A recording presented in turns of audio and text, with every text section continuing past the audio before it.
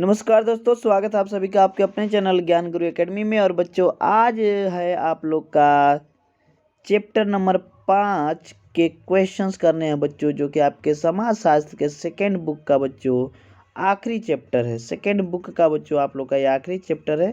काफ़ी महत्वपूर्ण चैप्टर है बच्चों। यहाँ से सामाजिक आंदोलन से काफ़ी क्वेश्चंस पूछे जाते हैं बच्चों। और इसका क्वेश्चंस की सीरीज का पहला पार्ट होगा बेटा ये, ठीक है। कल मैंने इसके थ्योरी वाले पार्ट्स आप लोग को पढ़ा दिए थे। किसी भी बच्चे को कोई भी डाउट होगा तो कमेंट बॉक्स में कमेंट जरूर कर दीजिएगा बेटा, ठीक है। कमेंट बॉक्स में कमेंट कर देंगे तो मुझे आपका डाउट क्लियर हो जाएगा और अगली वीडियो में मैं उसको मेंशन कर दूंगा बेटा, ओके, ठीक है। चलिए बच्चों, ज़्यादा बात नहीं करेंगे क्योंकि आज हम पढ़ने वाले हैं अति लघु उत्तरीय प्रश्न, जो कि 3 नंबरों में पूछे जाते हैं। इस चैप्टर के कितने महत्वपूर्ण है, सभी क्वेश्चंस को कवर करने वाले हैं बच्चों, ठीक है। चलिए पहला प्रश्न है, मनुष्य को कौन से अधिकार सामाजिक आंदोलनों द्वारा प्राप्त हुए, ठीक है। कौन से अधिकार ऐसे थे जो सामाजिक आंदोलनों द्वारा प्राप्त हुए?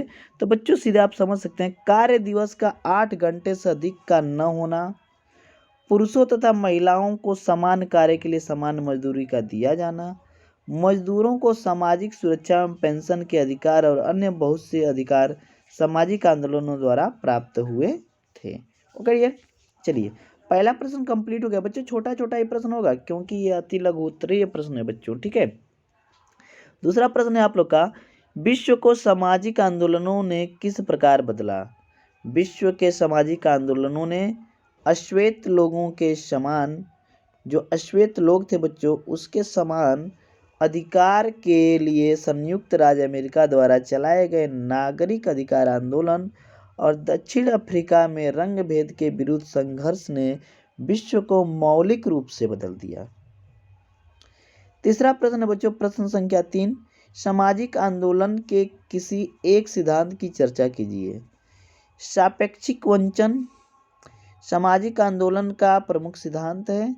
इस सिद्धांत के अनुसार सामाजिक संघर्ष तब उत्पन्न होता है जब एक सामाजिक समूह यह महसूस करता है कि वह अपने आसपास के अन्य लोगों से निम्न स्थिति में है।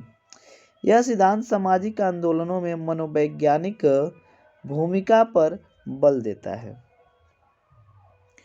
अगला क्वेश्चन है बच्चों, सामाजिक आंदोलन का वर्गीकरण किस प्रकार किया गया है?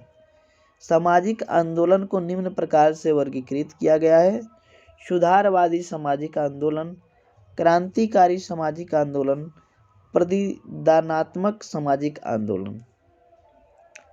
प्रश्न संख्या 5 है बच्चों, सामाजिक परिवर्तन के 2 प्रमुख सिद्धांत कौन कौन से हैं?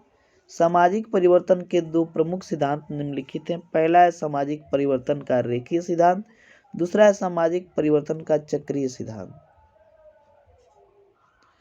सामाजिक परिवर्तन को स्पष्ट कीजिए, अगला क्वेश्चन है। काफ़ी क्वेश्चन इंपॉर्टेंट है और मैं जल्दी जल्दी कवर कराऊंगा बच्चों। जैसा कि आप सभी को पता है कि मैं बहुत ही कम समय की वीडियोज बनाता हूं, लेकिन इम्पोर्टेंट चीज़ें आपकी कराता हूं। 100% बोर्ड एग्जाम में आप करके आएंगे यदि आप मेरी पहली चैप्टर से लेके और आखिरी चैप्टर की वीडियोज देख लेते हैं। सामाजिक परिवर्तन को स्पष्ट कीजिए। सामाजिक परिवर्तन वह अवधारणा है जिसका संबंध किसी भी परिवर्तन से है तथा जिसका प्रभाव समाज पर निश्चित रूप से पड़ता है। नए सामाजिक आंदोलन पुराने सामाजिक आंदोलन से किस प्रकार भिन्न है? देखिए, नए सामाजिक आंदोलन नए प्रकार के राज्यों तथा समाज की स्थापना कर रहे हैं, जबकि पुराने आंदोलनों से शक्ति संबंधों के पुनर्गठन को केंद्रीय लक्ष्य के रूप में स्पष्ट देखा है। भारत के नए सामाजिक आंदोलन में पहचान की राजनीति, सांस्कृतिक चिंताएं तथा अभिलाषाएं जैसे शब्द समाहित हैं। पारिस्थितिकी आंदोलन किस प्रकार उत्पन्न हुए थे? अथवा पर्यावरणीय आंदोलन को स्पष्ट कीजिए। अथवा भारत में पर्यावरणीय आंदोलन से आप क्या समझते हैं? देखिए, दशकों से प्राकृतिक संसाधनों का अंधाधुंध उपयोग तथा विकास के ऐसे प्रतिरूप को अपनाना जिससे पहले से ही घटते प्राकृतिक संसाधनों के अधिक शोषण की मांग बढ़ती है, आदि परिस्थितियों ने पारिस्थितिकीय आंदोलन को उत्पन्न होने में सहायता प्रदान की। ऑल इंडिया किसान सभा के बारे में बताइए। देखिए बेटा काफ़ी महत्वपूर्ण प्रश्न है ऑल इंडिया किसान के बारे में। वर्ष 1936 में ऑल इंडिया किसान सभा का उदय हुआ। किसान सभाओं के द्वारा किसान संगठित हुए और उन्होंने किसानों, कामगारों तथा अन्य वर्गों को आर्थिक शोषण से मुक्ति की मांग की। कामगार आंदोलन किस प्रकार संगठित हुए?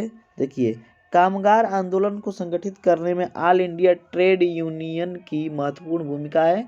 इसकी स्थापना ने औपनिवेशिक सरकार को मजदूरों के प्रति कड़ा व्यवहार करने के प्रति सतर्क कर दिया। इसने मजदूरों को रियायत देकर संगठित होने में सहायता की। समकालीन दलित आंदोलनों के बारे में बताइए। बहुत ही महत्वपूर्ण प्रश्न है बच्चों। जो समकालीन दलित आंदोलन हुए थे बच्चों उनके बारे में पूछा जा रहा है। समकालीन दलित आंदोलनों के बारे में बताइए।